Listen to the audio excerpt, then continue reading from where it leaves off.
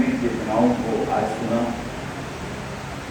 सभी के तब को नमन करता होगा। शैलेंद्र पांडे जी ने बड़े अच्छे सूत्र दिए, तो उनके लिए तालियां बनती हैं, सब जने बजाएं। उन्होंने सार सार को कही रही पोता दे उड़ाए, और गुरु माँ चेतना जी ने क्या आह्वान किया है, तो क्या तीव्र मध्यम सात सप्तक के साथ साथ खर्च का प्रयोग करती हैं अपनी वाणी में। ये हमारा सौभाग्य है कि हमारे बीच में ऐसी सशक्त चेतनाएं हैं। मैंने आज बहुत लोगों को सुना, पर सभी ने बड़ी अच्छी अच्छी बातें करी, और मुझे बड़ा अच्छा लगा कि हमारे देश का जो भविष्य है वो बड़े उज्जवल हाथों में है।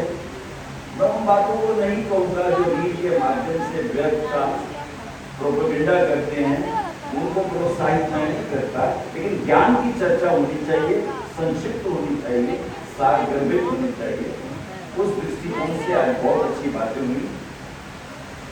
कुछ सूत्र मैं आपके सामने रखता हूँ, क्योंकि समय की मर्यादा है और आप लोगों को भूख भी तो लग रही है ना। चलिए कुछ सूत्र आपके सीधे सीधे सूत्र जो जीवन में 40-50 वर्षों में अनुभूत किए और जिनको देखा, समझा, परखा, वो आपके लिए। चलिए आज बात करते हैं वक्री ग्रह क्या होता है। अरे ये तो हमने बहुत बार सुन रखा गुरु जी, वक्री ग्रह क्या होता है, सुना तो है और अनुभव में आज जानो क्या वाकई ग्रह वक्री होते हैं? कोई वक्री नहीं होते। वक्री होंगे कैसे? अगर सोचो 140 की 150 की स्पीड से गाड़ी चल रही हो, तुम क्या सोचते हो वो पीछे मुड़ जाएगी? मुड़ गई तो अस्त व्यस्त विनाश हो जाएगा। हाँ, कभी तुम्हारी गाड़ी बराबर से निकलती है 100 की स्पीड से, तो तुम्हें लगता है वो जो तेज गति से गाड़ी आगे निकल गई, तो तुम्हें लगता है वो जो हम तो पीछे रह गए। भ्रम होता है। जब भी ग्रह तुमसे दूर जाता है तो तुम्हें उसकी गति, तुम्हें उसकी स्थिति स्पष्ट महसूस नहीं होती, लेकिन इसमें चमत्कार बहुत होता है। मैं कुछ खास सूत्रों की आज व्याख्या करूंगा। जब भी कोई ग्रह अपने स्थान से अपोजिट 7वें स्थान पे चला जाए, मान लीजिए शनि आपकी पत्री में चतुर्थ भाव में है, लेकिन गोचर करता हुआ यह शनि पहुंच गया दशम में,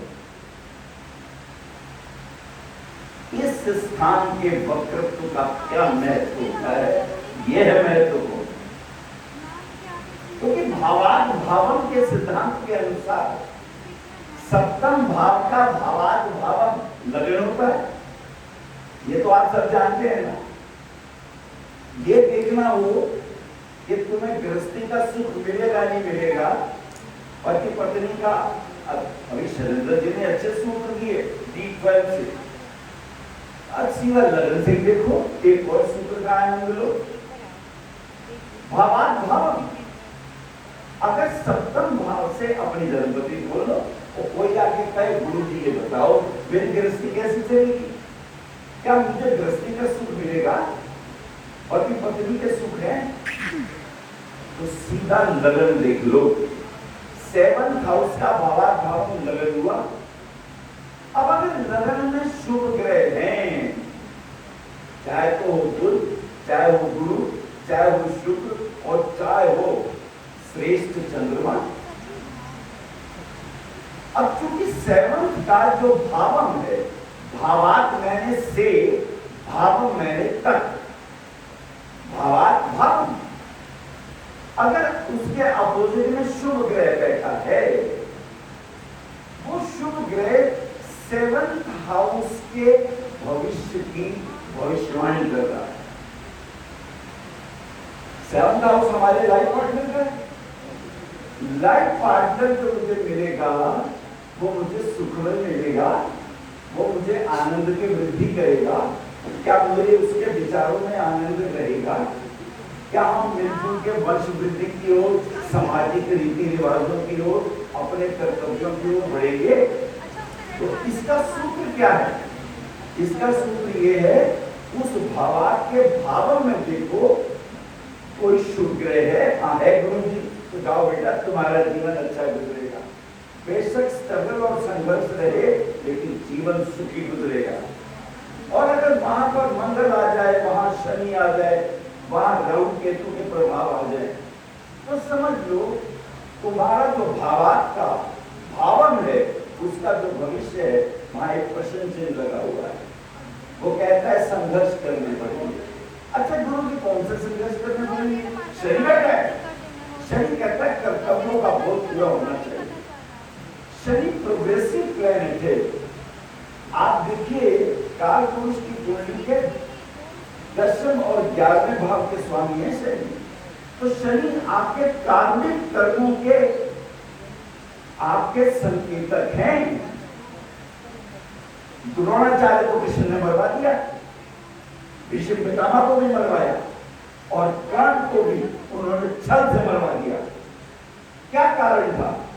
कर्तव्यों की निष्ठा नहीं थी, उनके ऊपर कर्तव्यों का बोझ था। जब उनकी कुल वधु ने पुकारा प्रभु हमारी लाज की रक्षा करें, उन्होंने गर्दनें नीचे झुक कर ली। वो उनका शांत रहना अधर्म को शक्ति दे गया। आपका पौरुष, आपकी शक्ति, आपकी प्रेजेंस यदि किसी अधर्मी को बल देती है तो कृष्ण कहते हैं बेशक पाप तुमने नहीं किए पर तुम्हारी प्रेजेंस में अधर्म बना, सो तुम्हें भी मारा जाना चाहिए। देखिए क्या कृष्ण कहते हैं? कृष्ण कहते हैं अहिंसा परमो धर्म। अहिंसा तो परम धर्म है पर धर्म हिंसा तथैव, लेकिन हिंसकों को हिंसा से ही मारो।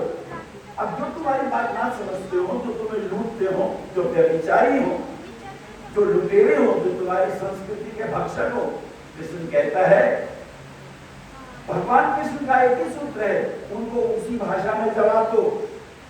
आज पृथ्वीराज चौहान ने ये बात समझ ली हो तो भाई साहब दया कर रहे थे, अरे क्षमा से पूछ रहा हूं, कर लो क्षमा। 7वीं बार उठा के मारा उसको, बुरी तरह ले गए उसको। इतना वीर आदमी नीति कुशलता ना समझने के कारण उनको छोड़ना पड़ा। बकरी हो जाए वो बात तो रहेगी गुरु जी जो आपने बात शुरू करी थी। अगर आपका शनि चतुर्थ भाव में हो और 10वें भाव में जाके वक्री हो जाए तो क्या फल होता है? देखिए 10वां भाव आपके कर्तव्यों का है, कर्म का है। अगर शनि वहां जाके वक्री होता है तो कुछ महत्वपूर्ण घटना घटेगी। याद रखिए शनि 30 वर्ष लगते हैं उसे किसी एक राशि में दोबारा आने को। अब ये वक्री की स्थिति, शनि है तो चतुर्थ का स्वामी पर बैठा 10वें में जाके है, वहां जाके जब वक्री होगा तो आपने जॉब कर रहे होंगे, जॉब छिन जाएगी। इसके अच्छे और बुरे कुछ भी परिणाम हो सकते हैं। और अगर गुरु से देख ले तो प्रमोशन हो जाएगी, गुरु अगर देख ले तो प्रमोशन हो जाएगी। किसको? उस शनि को। और नहीं तो अच्छी खासी जॉब, कई लोग कहते हैं अरे मेरी तो जॉब चली गई। अच्छा मुझको 6ठे भाव में अगर ऐसा हो तो ये ध्यान से सुनो, ये किन की बातें बता रहा हूं आपको, ये अनुभव की बातें हैं। 6ठा भाव रोग रिपु का है। रोग, शरीर के रोग और मानसिक रोग दोनों। आंतरिक रोग, आंतरिक शत्रु भी, काम, क्रोध, लोभ, मोह, अहंकार, ये आंतरिक शत्रु हैं। और बाह्य शत्रु वो जिनसे हम लड़ते हैं, जिनकी हम आलोचना करते हैं, जिनकी हम अपने स्वार्थ के कारण निंदा करते हैं, जिनको अपने भय के कारण हम अपने मित्रों को भी शत्रु बना लेते हैं। 6ठा भाव का स्वामी यदि 12वें चला जाए, गोचर में यदि छठे भाव का स्वामी 12 में चला जाए और वहां जाके वक्री हो जाए तो सूत्र वक्री का है, ये याद करना। अब छठा भाव रोग का, अचानक रोग प्रकट हो जाएंगे।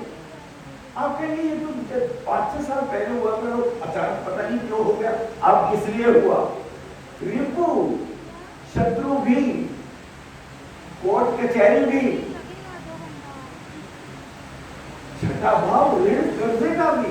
अचानक कोई सरकार से नोटिस आ जाएगा, अचानक कोई रिपु खड़ा हो जाएगा, अचानक शरीर के अंदर कोई ऐसा रोग प्रकट हो जाएगा जिसकी आपने कल्पना नहीं करी। सूत्र एक ही है कि छठे भाव का स्वामी अपने से अपोजिट सामने जाए 12वें में और वहां जाके वक्री हो तो ये कष्ट। लेकिन इस कॉम्बिनेशन को अगर गुरु देख ले तो वो रोग, तो वो कष्ट, तो वो चीजें कंट्रोल की जा सकती हैं। अच्छा गुरु जी, अगर 8वें भाव में ये हो, देखिए मैं त्रिक भाव की व्याख्या कर रहा हूं। अष्टम भाव अचानक संकट, अचानक कष्ट, अचानक अपयश। एक और कहीं बात बताता हूं, अचानक वो राज जाहिर हो जाता है जिसको तुम जानते हो कि ये मेरा शत्रु नहीं, ये मेरी बात न कह दे यार, वो मेरी कमजोरी थी, वो कहीं प्रकट न हो जाए। अष्टम भाव। अब अगर अष्टम भाव का स्वामी दूसरे भाव में जाए और वहां जाके वक्री हो जाए तो ये छिपे राज खुलने लगते हैं, पुरानी फाइलें खुलने लगती हैं, पुराने पाप कर्म प्रकट होने लगते हैं। आप देख रहे हैं वक्री के ये प्रभाव का सूत्र। और अगर 12वें भाव का स्वामी गुरु जी छठे आ गए, यदि 12वें भाव का स्वामी छठे आके वक्री हो तो क्या सूत्र बनेगा? देखिए जो 12वां भाव है वो जेल यात्रा का है, वो बंधन का है, वो शरीर की हानि का भी है, और वो 12वां भाव शरीर की हानि के साथ साथ मोक्ष भी देने वाला है। It is out of 12th house goes to the 6th house and it is deviated। और यदि ये वक्री हो, not deviated, अगर ये वक्री हो जाता है, रेट्रोग्रेड हो जाता है, तो अचानक वो तो राजनेता जब उनकी पार्टी हारती है तो दूसरी पार्टी में घुसते हैं कि हमारी फाइलें बच जाए, हमारे चोरी के, हमारे व्यर्थ के कारनामे प्रकट ना हो जाए, वो प्रकट होने लगते हैं।